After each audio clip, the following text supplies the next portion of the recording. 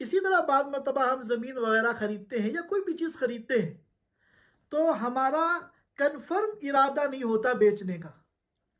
हम कंफ्यूज होते हैं और तरद्दुद होता है, और हमारे सामने दोनों ऑप्शन होते हैं कि हो सकता है हम इसको अपने इस्तेमाल में ले आएँ, ये ज़मीन ख़रीदी है, ये भी हो सकता है कि हम यहाँ अपना घर बना लें, और ये भी हो सकता है कि हम इसको बेच दें।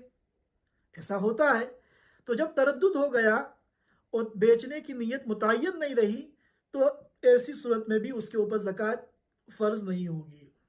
इसी तरह आपने कोई माल ख़रीदा बेचने की नीयत से, आपका बिजनेस है, आपका लाखों का माल आ रहा है, लेकिन अभी माल आपके पास पहुंचा नहीं है, माल अभी आपके कब्जे में नहीं आया, और आपका साल पूरा हो गया।